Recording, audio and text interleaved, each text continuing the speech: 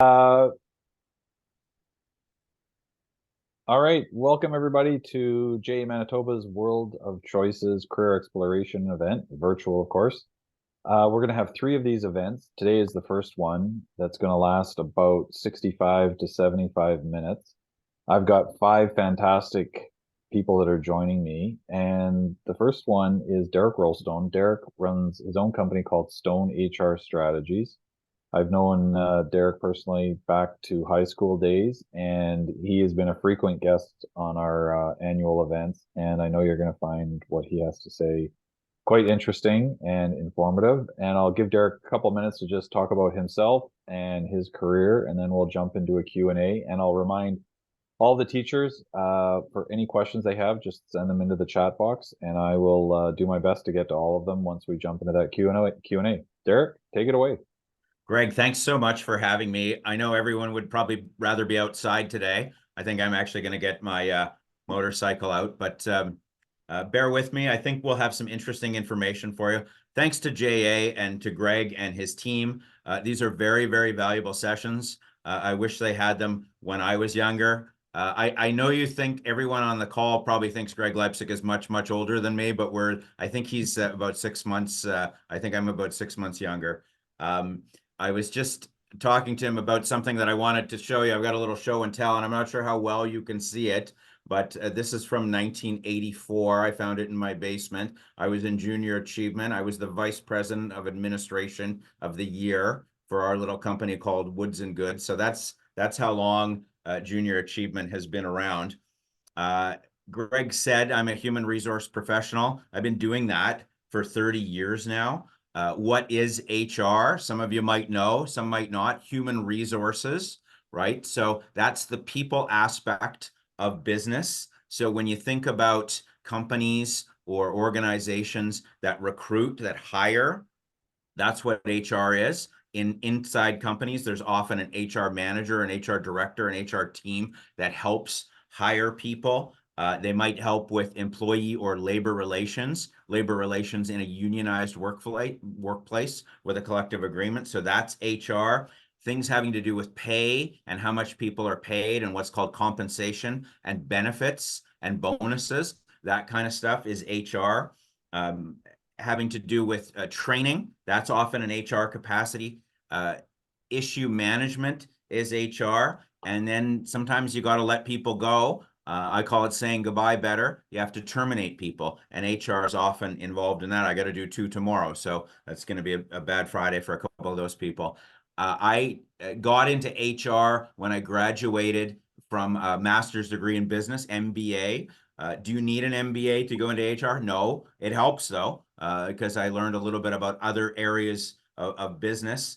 I think a business degree, having like a Bachelor of Commerce degree is a good way to go if you're interested in HR. So my career path, I worked in specialist and generalist roles for companies like Cargill, which some of you would have heard of. That was my first job coming out of university. I worked for a company called Pepsi for many years that you probably have heard of here and in Vancouver. I worked for Bell. I worked for Suncor Energy up in Fort McMurray as an HR director. And then my wife told me I needed a job where I wasn't going to get yelled at as much. So I became a college professor at Red River. And then in between classes, when I was teaching business and HR, I just started doing a little bit of consulting. This was 10 years ago. I started working with a lot of companies that have like maybe 30 employees and they don't have an HR department, but they need some help from time to time. And so I just started doing that. And then I had 10, then I had 20 clients, and then I had 50, and then I had to stop teaching, and then I just do this full time. So Stone HR Strategies is a company. We've got about 15 employees, and we help about 200 different organizations with their HR. Okay, that's the boring part. I want to talk to you about job search. I found the last few times that we've done these, the questions that people have are about, how do I find a job? What's the best way to do that? I know most of you, all of you, are like very early in your career, but it's not too early to get started. So I want to talk to you a little bit today about how you do that, right? How do you find a job, right? How do you sell yourself? How do you differentiate yourself versus other job seekers, right? Whether it's you're applying for a part-time job, or you're starting full-time, and some of you will at some point. So, you know, Greg and I are part of Generation X, right? The least complained about generation, right? The people that actually get stuff done, and a lot of bosses that are out there right now. People on this are, you know, Gen Z. I've got good news and bad news for you about Gen Z. The bad news, I'm sorry to say, your generation doesn't have a great reputation for work ethic, right? The good news is it's actually pretty easy for you to stand out versus your competitors, versus the other folks. You know, if you go for a job interview and tell them, I'm super excited, I don't mind working a little bit of extra time, and I promise I won't look at my phone while I'm at work, you know what they're going to say to you? You're hired, right? So the bad news, your generation has a bad reputation. Good news, you can rise above that. It's not that hard. Greg, would you agree? Can I? 100%. Yeah. Yeah, 100%. Okay. More good news. Finding a job is not that hard. It's hard work, but it's not trigonometry, right? Some of you are taking intro calculus or trigonometry. Greg was terrible at that stuff. So was I, right? But the other good news is that when Greg and I first got our first jobs when we were in high school, we had to do our resume like on a typewriter, right? What's that? So it's actually easier now. People still do resumes. Some people think, oh, I don't need a resume. Yeah, you do. You need one, right? You need to have a good one. And let's spend a couple of minutes talking about that, right? There's lots of tools out there where you can download free resumes, and then you just populate it with stuff. And you might think, well, I haven't had a job before. Right. But, you know, maybe you're on a football team, or maybe you've done some volunteer work at Folklorama. There's stuff out there that are what's called transferable skills, and you should get those on your resume. That's what people want to see. That's what the reader wants to see. So if you think about a theme for, you know, this chat with this guy, Derek, this old guy that's going to give us some advice, one of them is always think of the reader. How can we make this easier for the reader to understand? The reader might be the hiring manager, but it might be Sally, the HR assistant that's just a year out of university, right? How can we make it easier for the reader to understand what my background is? And I think a lot of people don't think about that kind of stuff. The resume needs to look good. It's your, you know, you're putting your best foot forward. It's your sales, right? It's your point of sale material. Make it look good, right? Like I said, download some resumes, look at some other ones online, and make it look good. That's like half the battle. I get these resumes and they look terrible. And I think that if that person isn't going to put some effort in, maybe they're not going to be a good employee. I get terrible resumes that are riddled with errors, and it makes me think this person doesn't have attention to detail. I'd suggest to you, it's hard to edit your own work. I get it, and I'd suggest to you that when you've got a resume that's ready, almost ready to go, you know, show it to your friends, show it to your parents, show it to your siblings, and get them to really look at it. And you know, people make mistakes all the time, and I see them, and it can't just be me. Like Greg and I learned grammar from Jesuit priests, right? So we can't help ourselves. We notice these mistakes.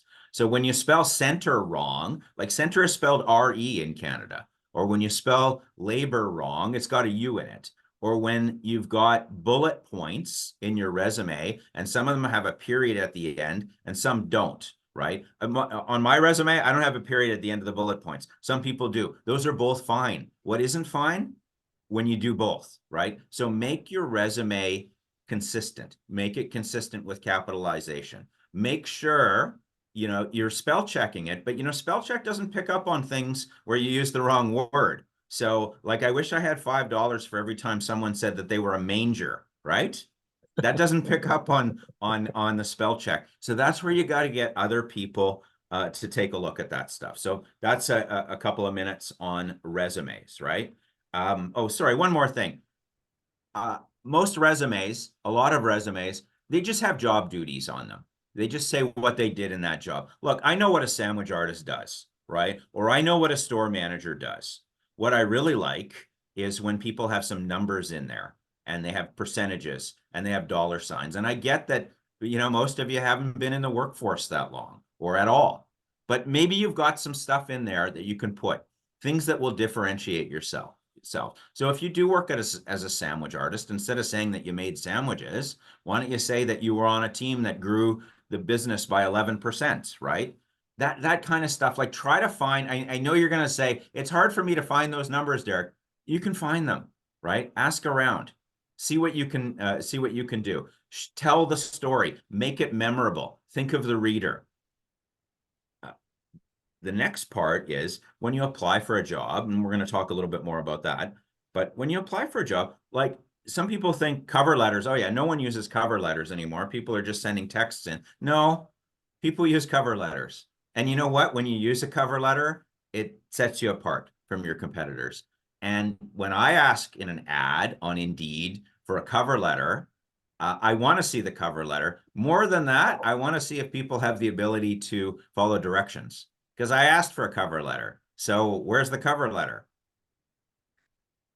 So how do you write one? Like, go on ChatGPT, they'll help you, right? They could probably do 80% of one, or find one. But what you really want to do is, what's the stuff in the ad?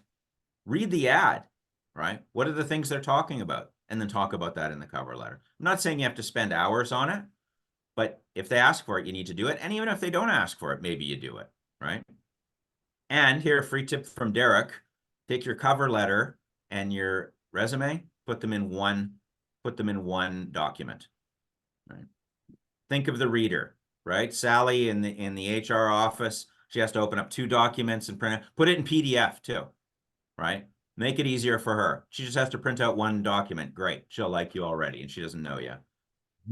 When you think about the interviews, what are some tips on interviews? Well, make sure you're dressed appropriately, right?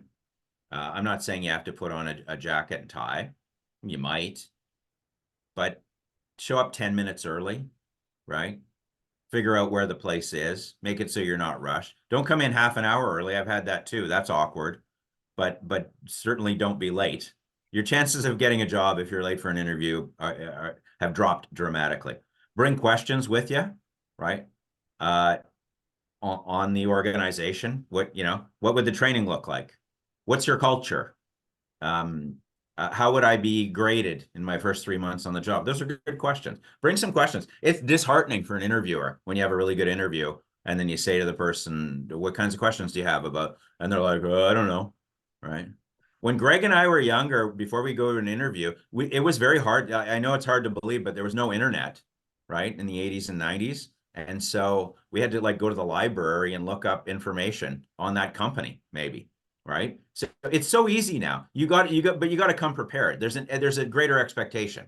If you don't know anything about that company and you show up for an interview, that's not great, right? You haven't done your homework.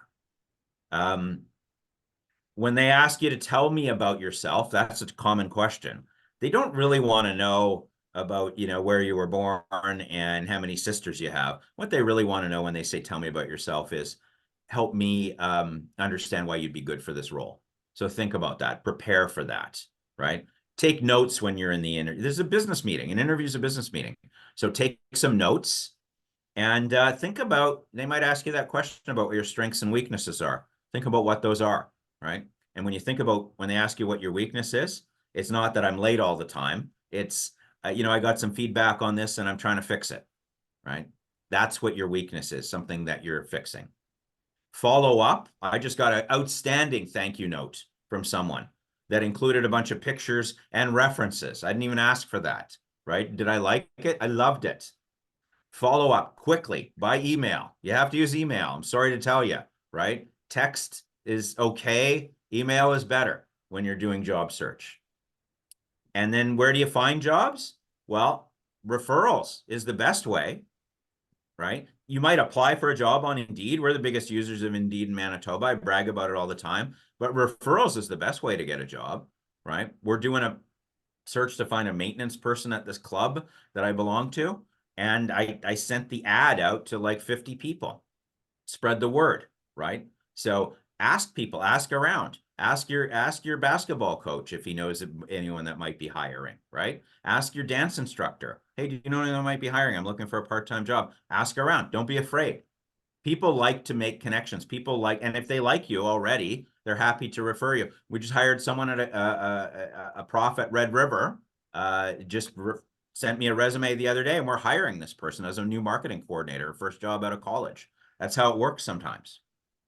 And sometimes you might walk into places. It's kind of old school, but I just had one 2 days ago where the guy came in and he was wearing a jacket and tie, and he seemed like a good young man, and he brought in his resume and they liked him. And I think we're going to hire him.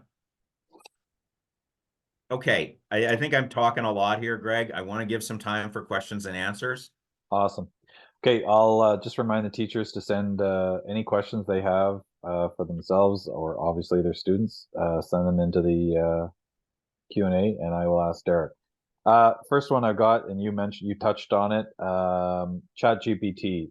I just want to say, we get scholarship applications here at JA, and we can tell, Yeah, like I'm sure you can, and we yeah. want to we kick those out because we're saying, look, like we want to hear what you have to say. What are your thoughts? Like, if somebody starts using ChatGPT to develop their resume, are you going to look at it and go, okay, well, this isn't them talking, or are you like, no, this is professional? Maybe use it. Yeah, I say 80%. I just gave a speech at my mother's 80th birthday party. I got ChatGPT to write a lot of it, and then I customized it for me, right? Okay. So I'd say it's a good question. That would be the advice, Okay. right? You're right. People can tell. So take it, use it as a base, and then customize it for you. Okay. Um, how do you, as someone that hires, can you talk briefly about references? Like, who should my references be? How many should I have? Yeah. I'm presuming not the uh, hockey coach I had 9 years ago that I've lost touch with, Yeah. or right? Like, what works and what doesn't? I'm glad you asked me. I probably should have brought it up myself. They're key, and people often wait too long, and then they have to scramble. And sometimes I'm interviewing people and it's going well, and I'm like, "Do you have your references? Okay, I'll send those to you." And so when I'm working with people on what's called career transition to help them, say they're in between jobs, like have it. Like if you go to an interview, like bring it, actually print it out. Here are my Yeah, not references. not the thing where people go references available upon Well, don't, request. yeah, Like don't put I that. don't. That doesn't make sense to me. Like it's a secret or something. Well, 100% of people know that already. So you're just taking up space on your resume. So thanks. That's a good point. I should have brought it up. But Okay. but back to the references, and you got to keep in touch with your references. I had one, it's someone actually, and they someone called me for a reference, and I'm walking through a hotel lobby in Calgary, and I fired her like 10 years ago, and they're asking me for, well, what did you think of Barb? And I'm like, right. So keep in touch with your references. Make Okay. sure they know when you're going for interviews, but have something. This will set you apart from your competitors. Have a printout of here's 3, 4, Sure. 5, 6 references. Here's their phone number. Here's their email, and here's a sentence. Jim was my hockey coach in 2022-23, right? Okay. And so help the reference checker, right? Always Okay. think of the reader. Have Yeah. that ready to go, and then but phone them and tell them, hey, you might be getting a call. Right. And what about if you're applying for your first job? Who's the appropriate reference if you've never had a job before? Yeah, like it's probably not your mom or your parish priest, but it's some of those folks. It was the volunteer coordinator at the German pavilion for Folklorama where you did some volunteering, right? It's that someone that can speak to your work, right? Yeah. So it's Okay. not your friends, it's not your family, but like you said, if it's early in your career, there's got to be some folks that you Yeah. have. Okay. I know you've mentioned it in previous years when we've talked about Indeed.com as far as when is the best time to be looking for a job. I suppose all the time is the best time, but if you had to narrow it down, I know there's certain days of the week where you think that these are when the newest jobs are being posted. Um, yeah, well, Indeed usage spikes Monday morning at 8:30 and Friday at 4:30 when people are Okay. going on because they're like, oh my God, another week at this place, right? So, I Yeah. mean, it's never been easier for people to apply for jobs, but everyone can apply. Yeah. I'd say to you that there's no specific time, Greg, but what I would say to you is like I don't when I run an ad, I might run it for 3 days, I might run it for 13 days. I don't say how long I'm running it for, and I don't say when it's closing. So Okay. I'd suggest to you that when you're checking that stuff, an ad, like you're not going to get more qualified in the next week. And so you might want to put yourself into a, 24-hour zone. I'm going to apply within 24 hours, right? Like the first person that dives, like I don't know that much about diving, but I was watching it in the Olympics. The first person that dives on a 10-meter competition, they're in first place. And I Yeah. guarantee you that the first few that get, because we don't wait. Recruiters don't wait. It's a great point, Greg. They don't wait till April 15th and then press a gold button and these magic resumes come out. They look at them as they come in. And when Yeah. you're the third resume in, they will spend much more time than the 53rd. So get it in early, right? I'm not Yep. saying you need to get it that minute, and maybe you got something on, but that night or the next morning, get it. What are you waiting for? Get it in. Yep. Okay. Can I flip back to your sort of your day job and how you got there?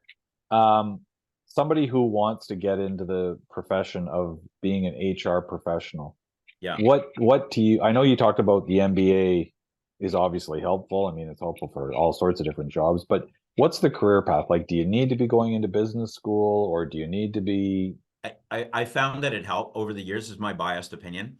Over the years, I found that people that have a business, either a college, 2-year college degree in business or a 4-year BCom, have Yeah. performed much better because they have an understanding of other areas of business, not just human resource management. I'm not saying you have to do it, but I think Yeah. it's probably in your interest. Okay.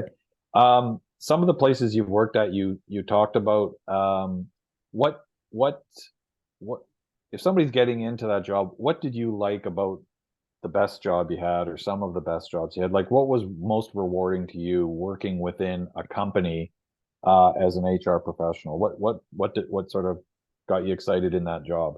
Yeah, isn't that a good question? Hmm.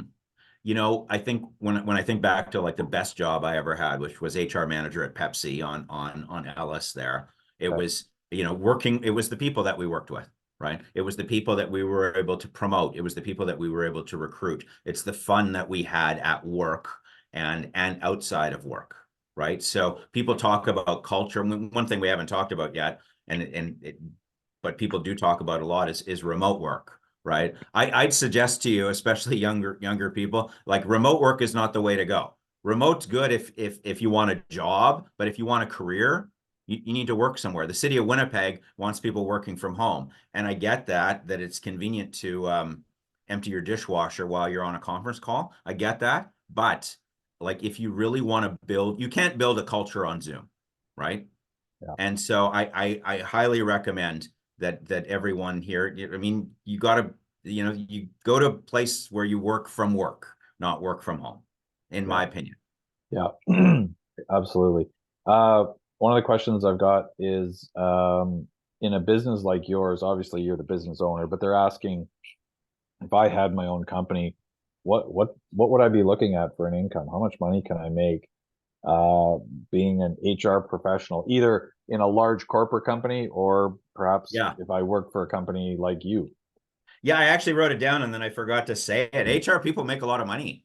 Good. You can make money in HR. Like mine's different. Like I've got my own company, right? And Sure, of I have course. a corporation and I have people that work for me and I pay low taxes and it's worked out pretty well.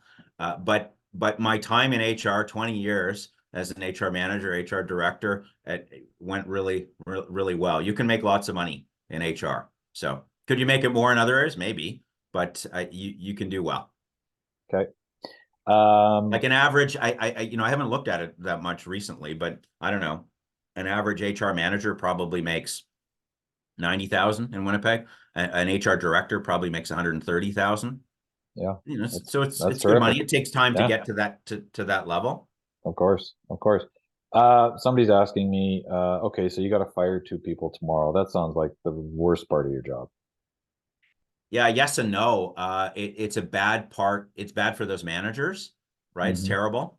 Um, on the other hand, I'm really doing a service for them. I'm making the manager's job or their crappy day better. I almost swore.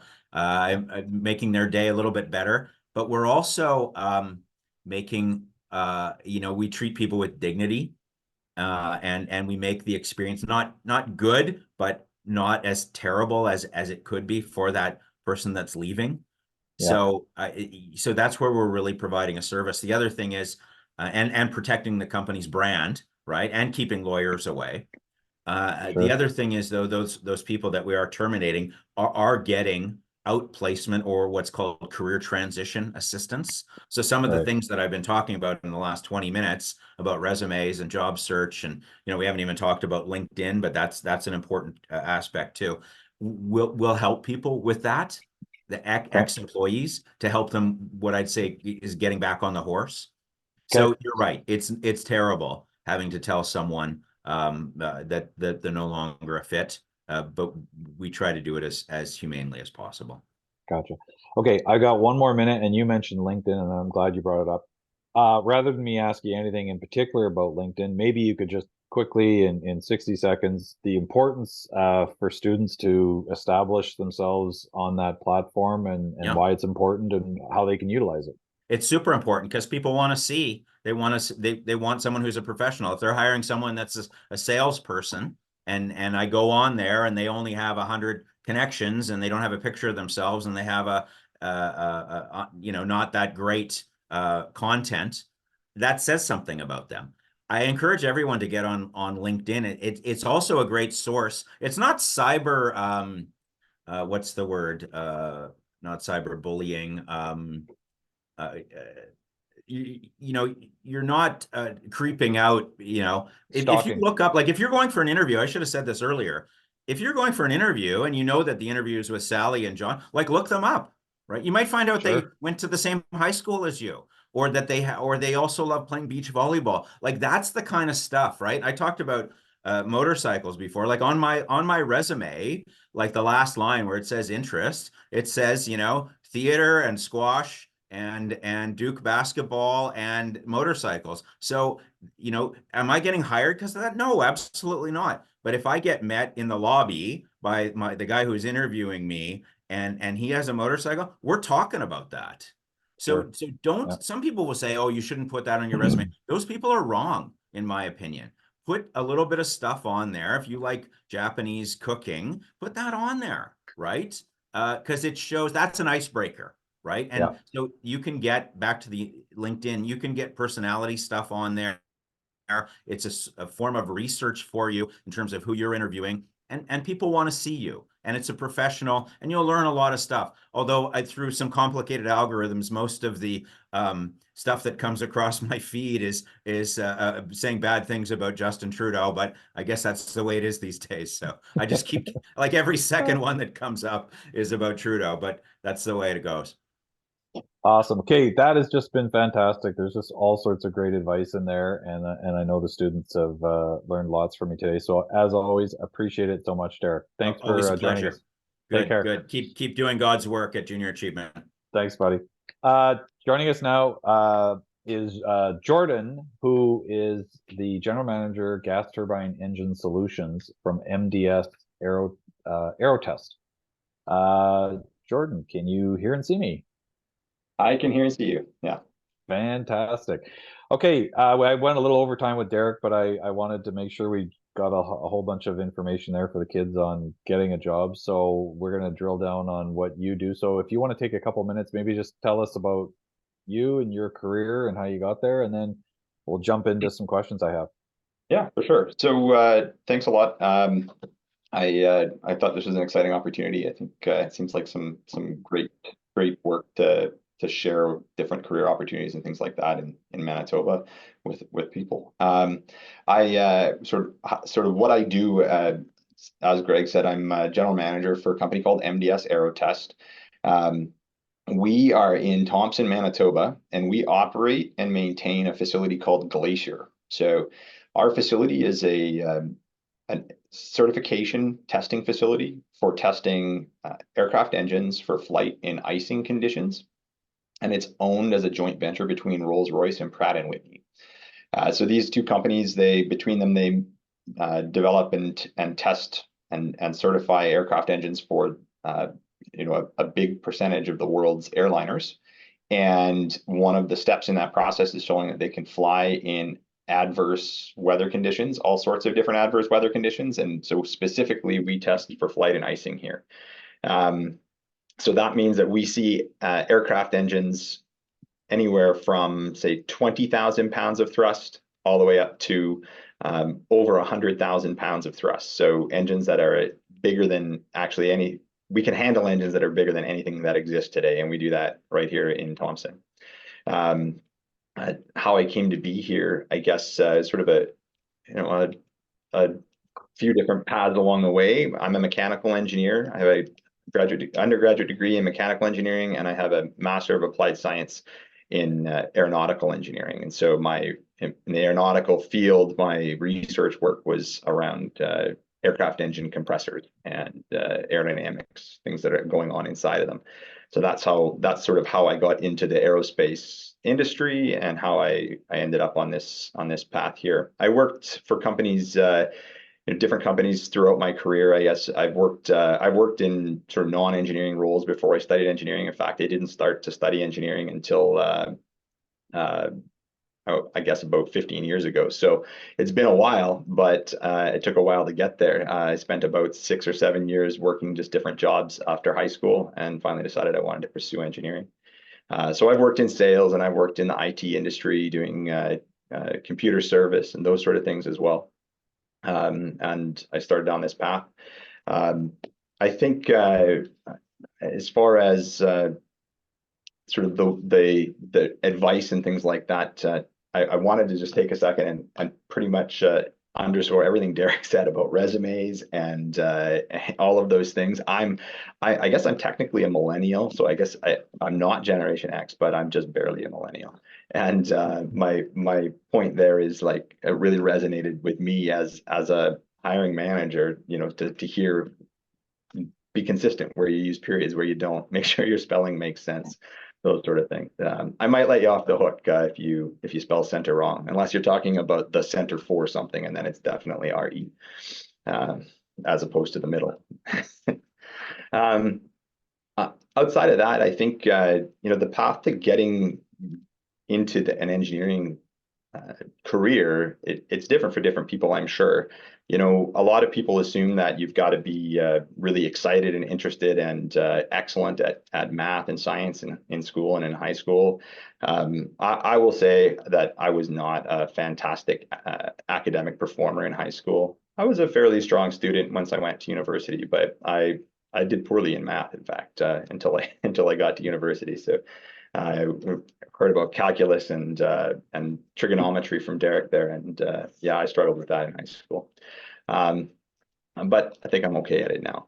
The kinds of things that you might do in the aerospace engineering field are very broad, and I think one of the things that I didn't realize until I started studying engineering in Manitoba was just how much industry there is in the aerospace engineering field. And I really enjoy working in that field now, and I think I'm really fortunate to be able to have a job that lets me do what I like to do in Manitoba, relatively close to home. I grew up in Manitoba, and although I've gone away to go to school and to work a little bit, I'm always thankful that I get to be here full time now. The typical workday is one of the questions that they propose that we talk a little bit about. I mean, for me as a manager, my typical workday is focused a lot on planning and strategizing around how to accomplish a particular objective. That's common to all management. What maybe is a bit different is, in my role, I have to apply my engineering background and knowledge as well. So when we're testing or planning a test for an engine, an engine test can take about 6 months to plan from start to finish, 6 months rather from start of planning to the end of the test. And so we're talking several months before we even see the engine at our facility in Thompson, and we're making sure that we know exactly what the nature of the test is. We know the resources that we need, how many people are we going to need to run the test, how many days is the test going to go on for, all of that kind of stuff, and making sure that everything is here and ready to go when the engine arrives.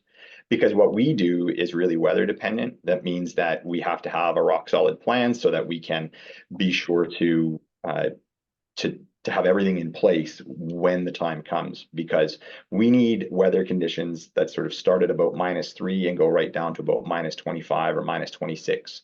And you can imagine it's fine to think we'll get -3 every winter. It always gets to at least -3, and it always gets to at least -25. But once you get past a certain point in the fall, you might not come back to -3, right? And so you have to make sure you're ready to get that point.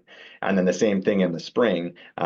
If you don't get the -25 early on when you needed it, the set is sort of, if you're starting testing a little later in the winter, then by the time you get to where we are right now in Thompson today, it's above 0, and yesterday it was almost 10 degrees. And so you could imagine that if you were counting on having some cold weather, you'd be a little nervous right now. So that's the kind of thing that requires a lot of planning and coordination.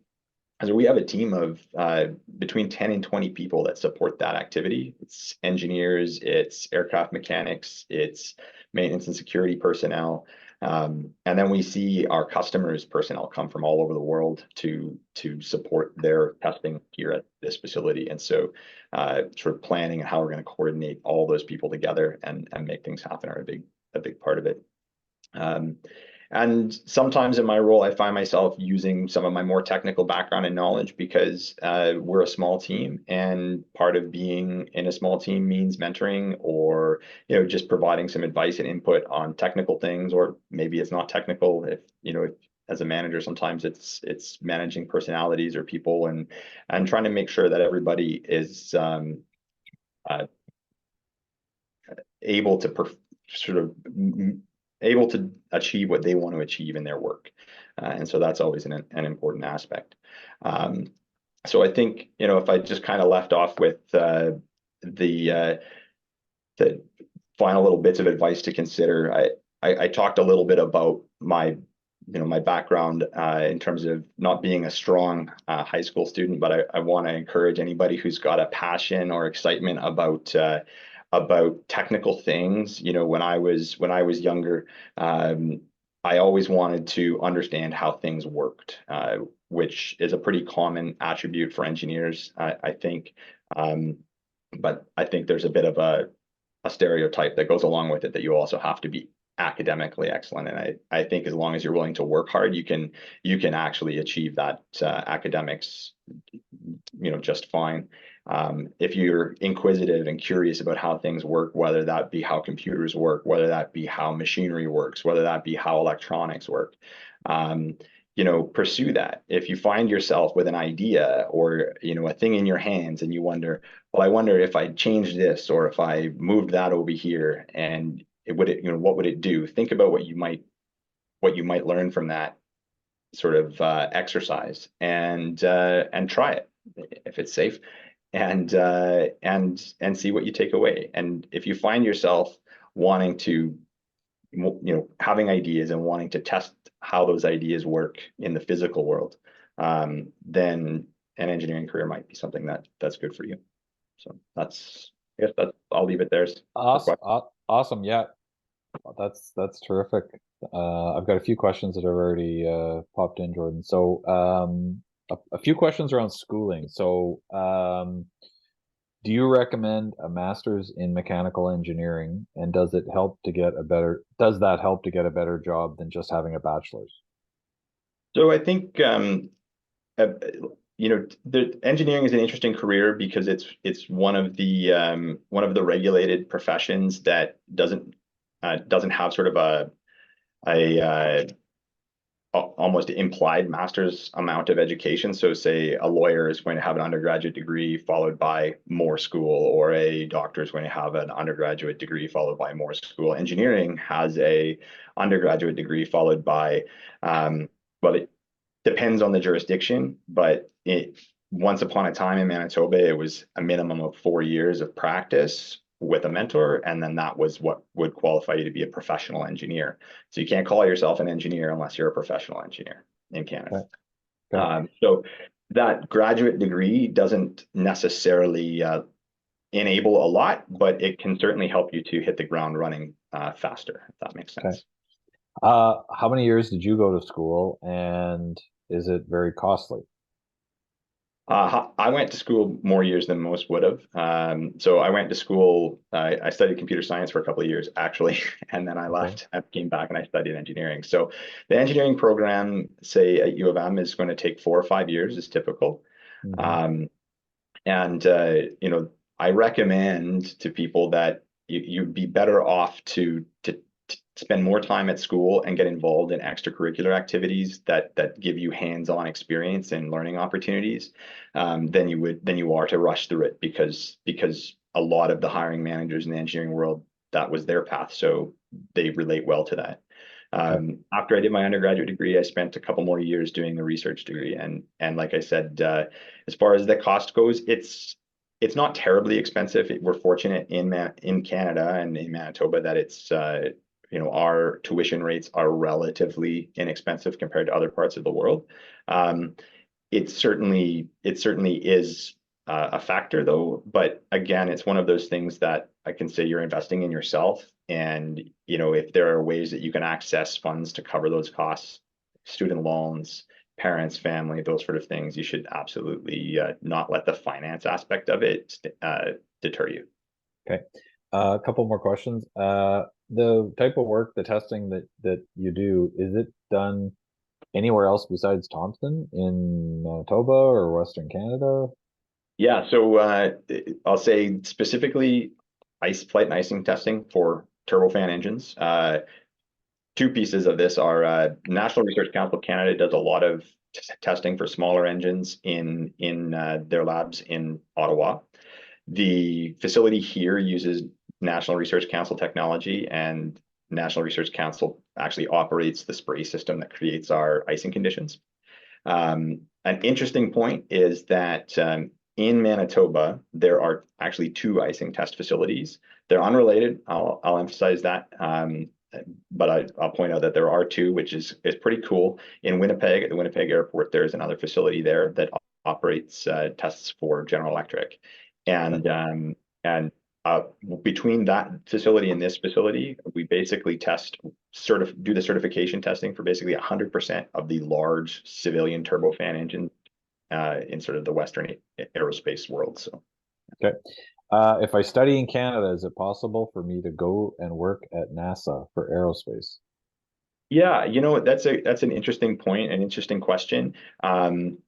So first of all, I'll say yes. What's one of the, as I understand it, we, you know, our academic programs in Canada are right on par with American academic programs, and so that's definitely an advantage.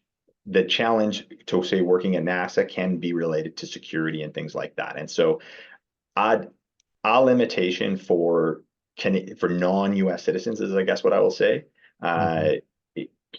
Can exist, but I can share that I have colleagues and friends that have worked for major aerospace firms in the United States. There are ways to make that possible. So again, you shouldn't let that sole detail stand in your road. It's not so much about where you went to school, it's about your citizenship is what usually sort of is the stumbling block, the challenge to overcome. Awesome. Okay, that's all I have for questions. I really appreciate you joining us today, Jordan. That was really, really fantastic. So thank you again. Thanks a lot. Take care. Next up, I've got Kiersten McNabb, who is going to chat with us about her career. And Kiersten is a nurse. Kiersten, can you see and hear me? Yes, I can. Can you hear me? I can. Do you want to maybe just take a couple minutes and tell us about yourself and how you got into that career, and then we'll jump into the Q&A. Yeah, for sure. Sounds good. So as Greg said, my name is Kiersten. I am currently a nurse, and I'm actually also a full-time nursing master's student right now, taking courses to become a nurse practitioner. So I've been a nurse for just over 10 years prior to kind of taking this new adventure. So I'll just kind of highlight how I got into nursing and kind of what my career in nursing has looked like up to this point. So when I was in high school, I was always a kid who just kind of enjoyed sciences, biology, chemistry, all those kinds of things, and started looking at what kind of opportunities that I could have career-wise with regards to those types of subject matter, and knew I kind of wanted to go the healthcare route. Working with people was really important to me. And I took just kind of a general science studies my first couple of years of university before I determined that kind of nursing was the path that I wanted to take. I knew that it was a good career with lots of diverse opportunities and also really good job security, especially in Manitoba. So that was kind of what led me to that direction. And I also knew that within healthcare, but nursing specifically, that it was really flexible with, where I wanted to live. Nurses work everywhere. Internationally as well as just within Canada. So I knew that kind of, I didn't know really where I wanted to live and where I wanted to be. Turns out I'm just back living in my hometown, 15 years later. But yeah, so that's kind of what took me into nursing. I've worked varying areas of nursing over the last 10 years. I actually started working at Boundary Trails Hospital. I worked on a medical unit before moving back to just outside of Brandon. I worked in Brandon when I was there. I did what's called float nursing. So I didn't really have a home base, and I was still young and early in my career. So I didn't really know what I wanted my focus to be within nursing. So I kind of worked some acute medicine, surgical nursing, a little bit in the ICU, as well as long-term care and palliative. So that gave me kind of a really good idea of, what I wanted to do. And I liked that there was opportunities like that, just to kind of get a feel for what type of nursing I wanted to do. I then worked primarily on a surgical nursing unit. So looking after patients after they've had surgery. I liked the fast-paced atmosphere of that. It was really nice too because people came in, they had surgery, and you got to kind of rehab them to get better. So I found it very rewarding in that sense, in that most of the time, you were seeing these patients and getting them through this kind of difficult time, and then they were going on to be successful after surgery. And then that eventually led me to my last job prior to entering school again, which was as an oncology nurse. So I was working at the Cancer Center in Brandon for the last 5 years.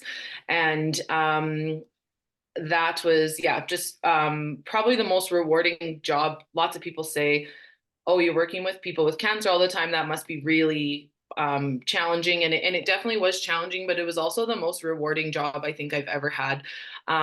People were just so gracious, so thankful for the care they were receiving, and you got to kind of really be a part of helping people through what was generally the most difficult time in their lives.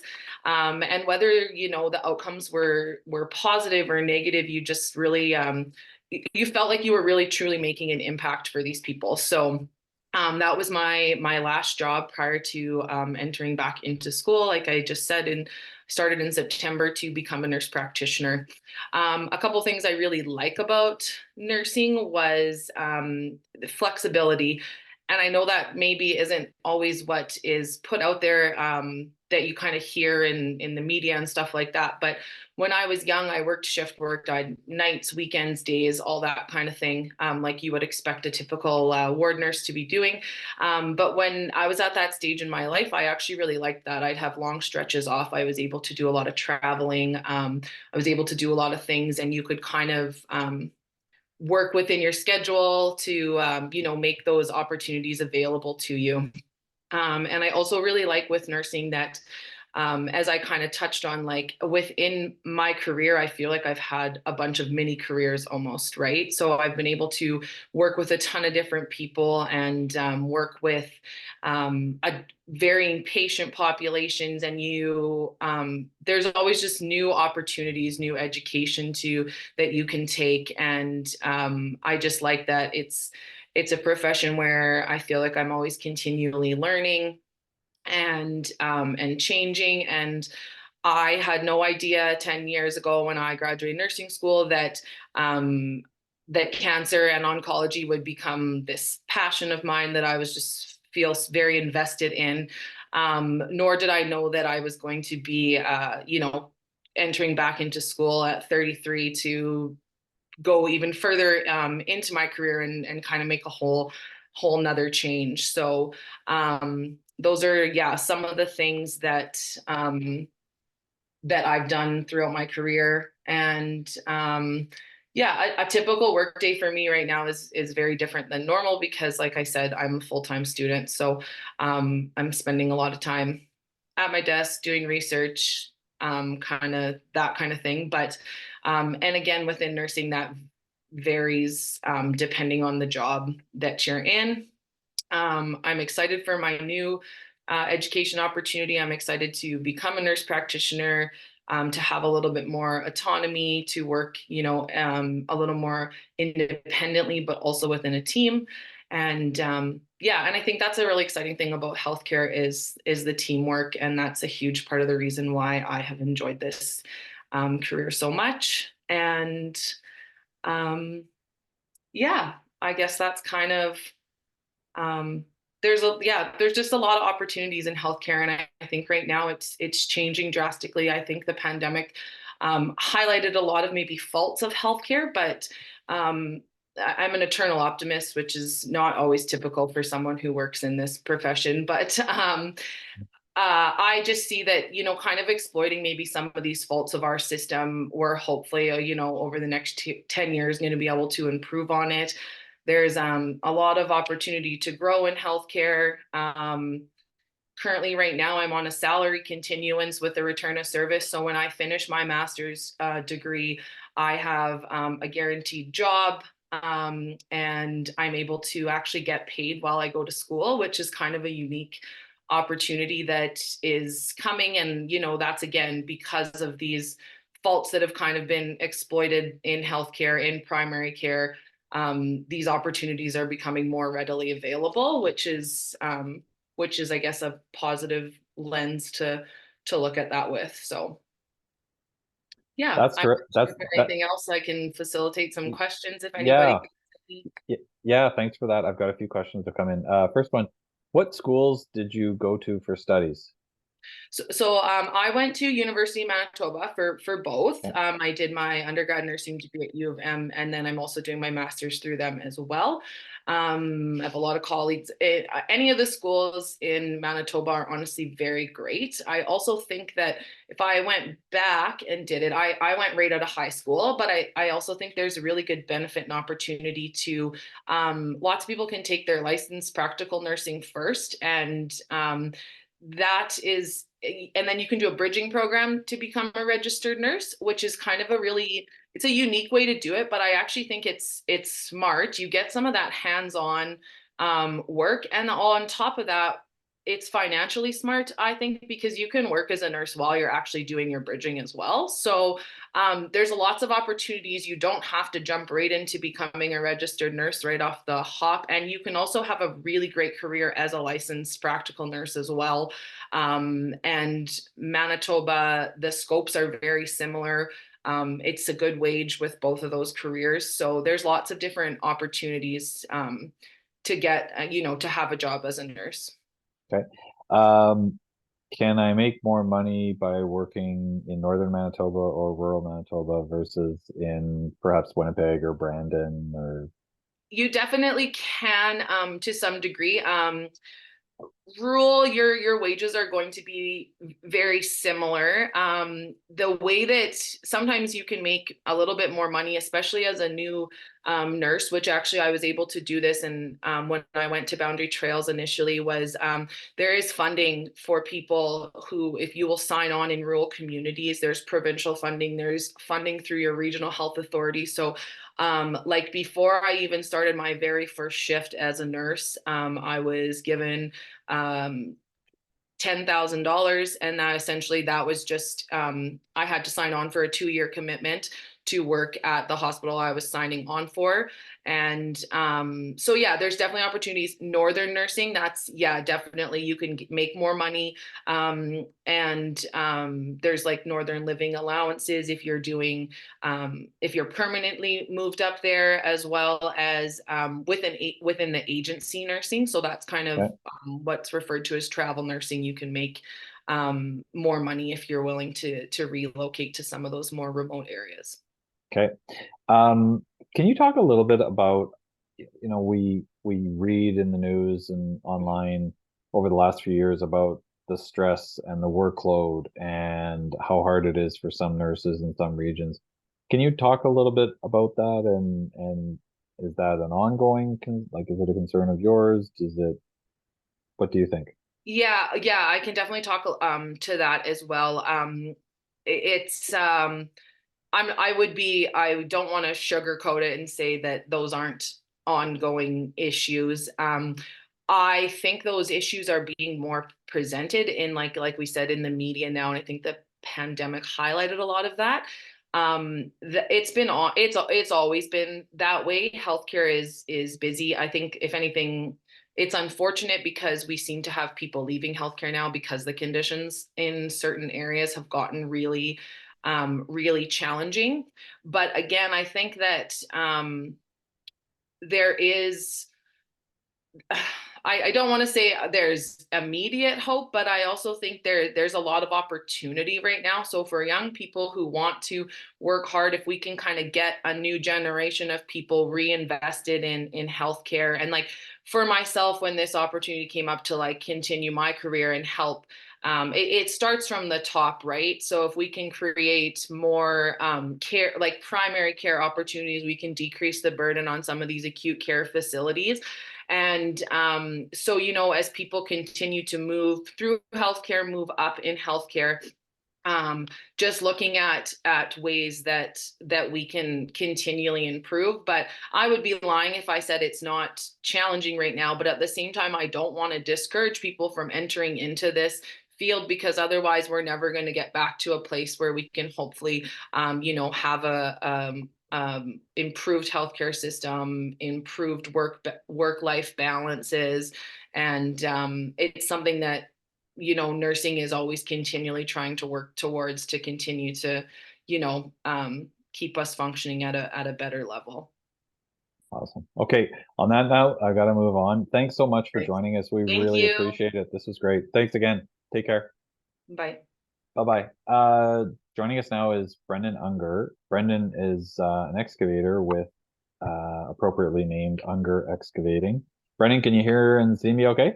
Yes, I can. Can you hear me? Yeah, okay. I'll give you a couple minutes just to chat about yourself and how you got to where you are, and then I'll jump into some questions. Great, thank you. Yeah, this is first time, and I'm super excited to be able to showcase construction as a whole and excavation, especially what I do. Yeah, basically, I come from a family business. My dad started it in 1989. I did it all the way through my younger years.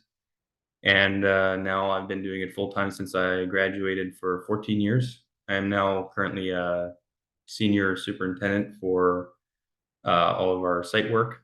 That's everything from sewer and water installation, anything underground, to road construction and just general site construction altogether.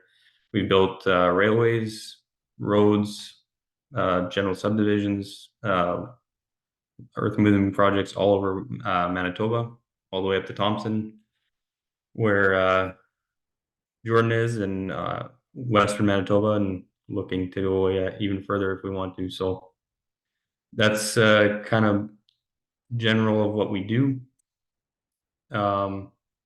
Yeah, I'm super excited to talk about construction today because I think it's a really good career option. I think it's something that people should actually want to go do. For a long time, I think a lot of people just kind of said, well, if I can't do anything else, maybe I'll go do construction. I think construction is something that's is a good choice to choose to do. There's a lot of opportunity. When I started, obviously, you just kind of start at the bottom and you're doing labor and all kinds of different tasks. And then as you become more proficient and you pay attention and you learn different tasks, you get opportunities to grow. One big opportunity for me was in 2010, our company invested heavily into GPS technology and automatic systems. We were one of the first in southeastern Manitoba to do that. And so since I just kind of had a knack for some of the technology, then I was automatically given that to figure that out. And now today we run most of our fleet on these automatic GPS technology. And so it's fun to see that something that I started with has now grown and it's an integral part of our business. And now I've been able to hand that off to somebody else and they run it entirely and I'm able to concentrate on other things. So from being a maintenance mechanic to laborer to operator to truck drivers, which all of these are becoming very specialized jobs in themselves. We employ all those different kinds of people, and our company actually encapsulates a lot of different specialties all in one business. So there's a lot of different opportunities when it comes to construction.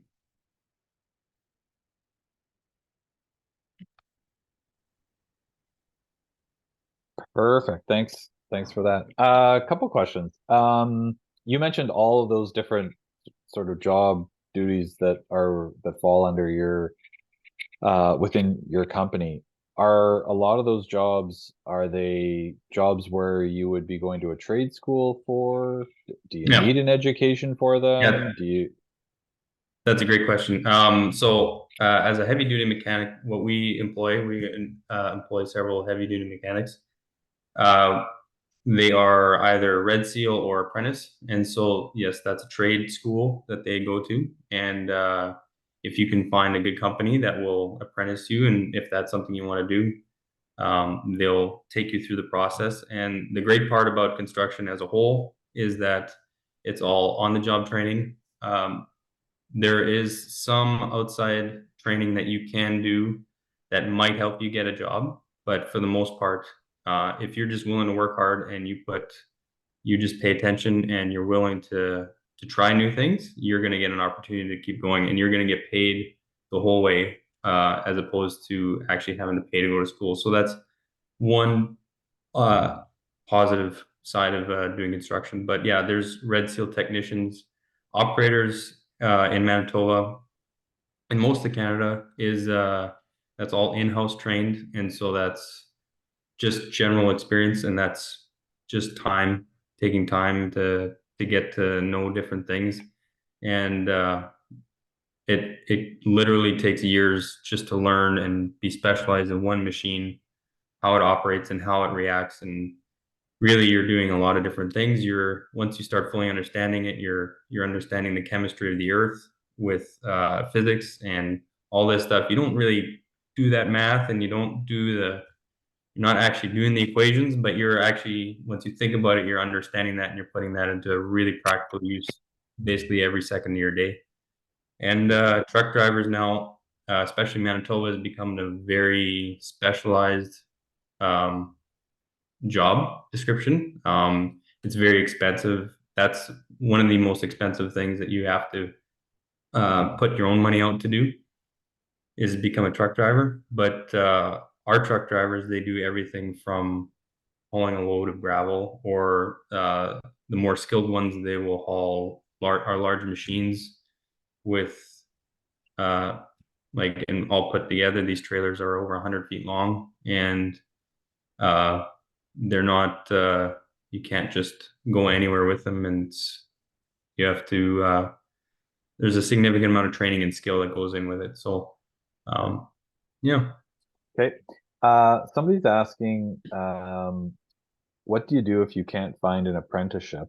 And then connected to that, one of my staff noticed on the news that the new Manitoba government is changing the apprentice rules, where it's now a 1-to-1 ratio to journey persons rather than 2-to-1. Yes. So I guess that's sort of a two-part question. What are your thoughts on that? And if you can't find an apprenticeship, what should you do? Yeah, I noticed that, and I'm not a big fan of that because construction as a whole is really short on people. I just saw something the other day as well. By 2033, Canada alone will be short 118,000 construction workers alone. Wow. Right now, I think we're short 20,000 approximately across Canada. So it's that's not. I don't think that that's a good thing. I think based on our experience with having, because we are apprenticing people in our shop, I think having 2 under 1 journeyman is acceptable. I think 1 will slow down the process to the point where it's going to become difficult for us to even function. If you can't get an apprenticeship, I would just I think we're all going to need people anyway, and if you're willing to put in the work, and it just will take longer at this point. That's the unfortunate part. And it's not that we don't want to, it's just that we're not allowed to now. Okay. What's the most interesting or difficult thing that you've built or been a part of building? So a couple of years ago, we built several miles of railway for a new feed mill in southern Manitoba. And so being able to be around all the different processes when it comes to just rail construction, and that's a very niche area of construction. Yeah. And just being around that and seeing the expertise, what it takes to build something that can hold a train that's a mile long and millions of pounds and move it efficiently and safely is something to see. Yeah, absolutely, for sure. Yeah. Is there something that you would say is the most challenging part of your job in particular? Most challenging part,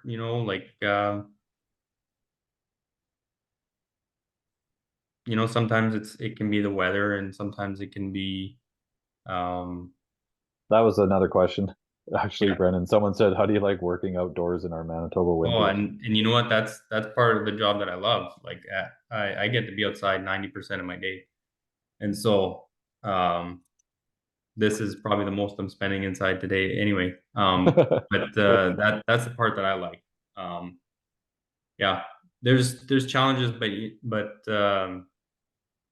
yeah, there's on my end, because I'm at the higher end of it. There's always you oversee the financial part of it, and that's a different type of challenge. But just the general construction challenges, it's mostly just weather and if things break, because they always do. But it's nothing that can't be overcome, and just have to have an attitude that can just pivot and go do something else and make it work.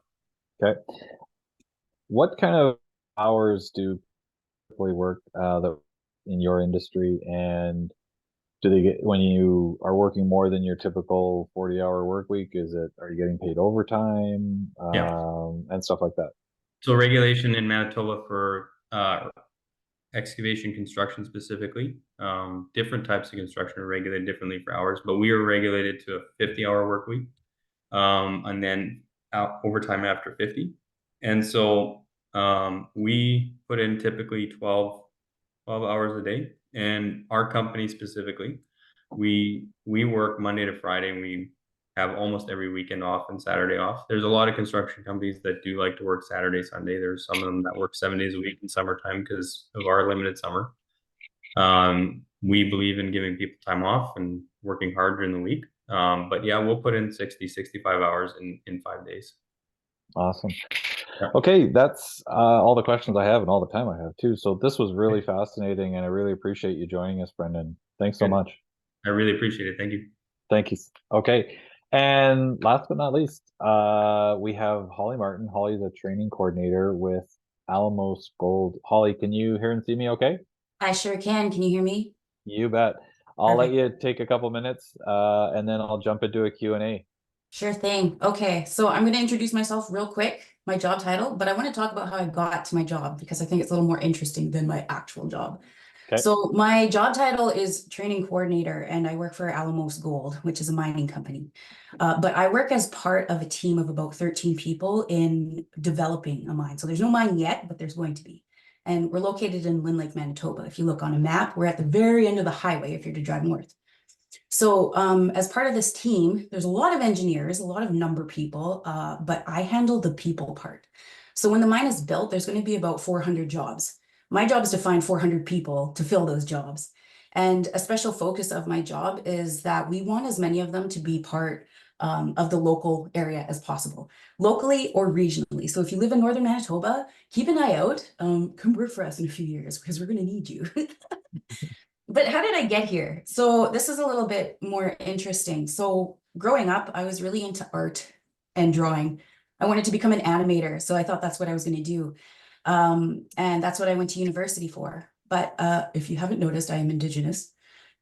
My band was sponsoring me to go to school, and they couldn't pay for my school anymore. So my goal became, well, how am I going to get money to pay off school so I can go back and get my art degree? And so in that adventure, 12 years ago, I came north. When I got north to Thompson, there was a guy there that I had graduated high school with, and he was like, why don't you apply to a mine? I'm like, there's a mine up here? Turns out there's like 4 mines in northern Manitoba, quite a few of them. And I said, sure, okay, that's a jump. I worked at an art gallery for 6 years prior to that, so it was a really different type of place.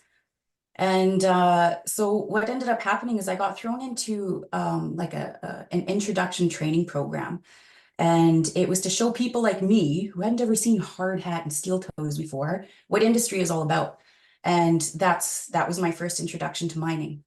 Once I was in there, I became a laborer. So I shoveled a lot of crap, and my shovel eventually turned into a bobcat or a skid steer, and I moved toxic dirt around for a long time.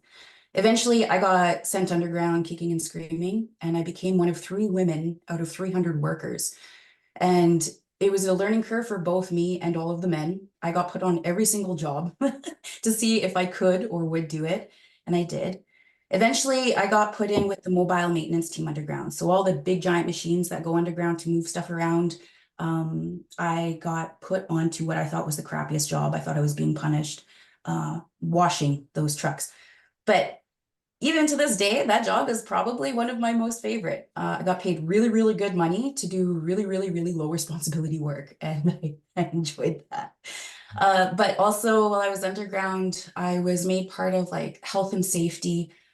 My union gave me a lot of education about how to support my fellow workers, how like what's right in the workplace, what's wrong in the workplace, how to say no if things are going bad, how to promote interests of people around me.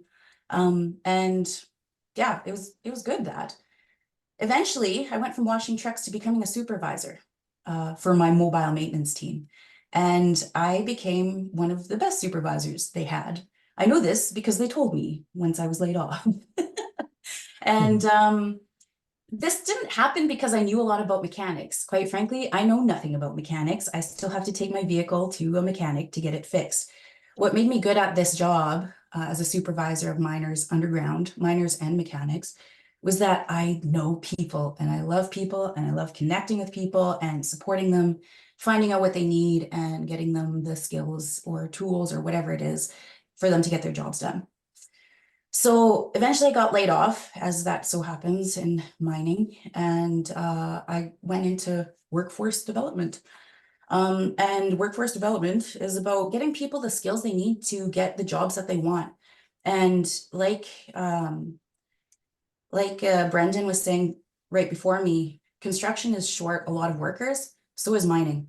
Industry is across the board. And I would absolutely recommend it to anybody that maybe isn't the type to want to sit at a desk and study hard.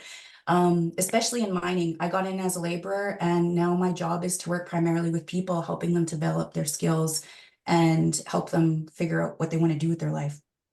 And at the end of all of that, It's really good money. It helps me buy all the supplies that I want so that I can still do the art stuff on the side. I illustrated a couple books and yeah, no, I love my job. I love mining. I would absolutely promote it to anybody, and that's it. That's awesome. Geez, I wish you were enthusiastic and liked what you do.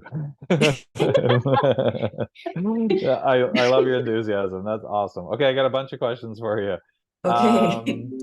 What, right off the hop for money, when you said that you loved how much money you made and it was not a lot of responsibility, I think you were talking about the washing equipment. Yeah. Like, how much money are we talking about?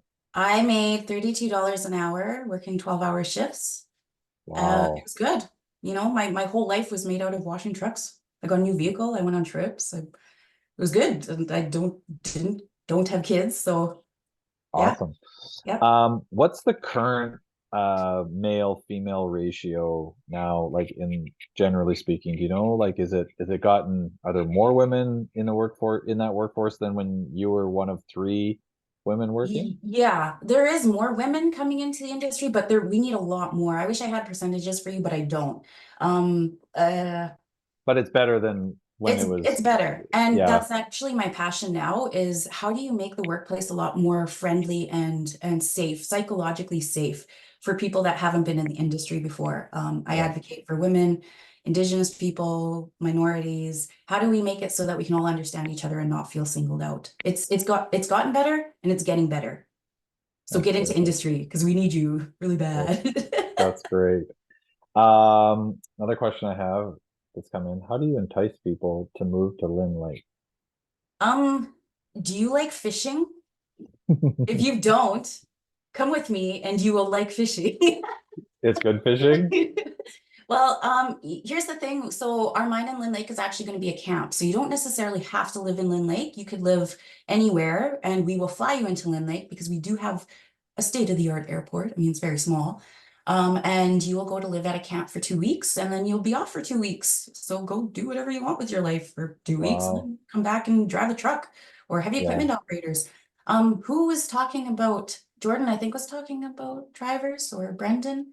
With the truck drivers. We're going to need like Yeah. 120 drivers when the mine starts. The majority of those are going to be class 1. At our peak, we're going to need about 111 class 1 truck drivers and I don't know, about 58 heavy equipment operators. Wow. So if you're good at video games, that stuff's for you, man. Like if you're good at video games and you can operate Yeah. equipment, get into heavy equipment operation. It's good stuff. And Now, here's the tip. Women are better operators than men. I hate to say it, but it's true. They're just safer drivers, right? Yeah. Yeah, I hear you. Yeah. Now is this the type of thing you're talking about, like where it's 2 weeks on, 2 weeks off kind of thing? So that's And do people like they thrive in that? They enjoy that?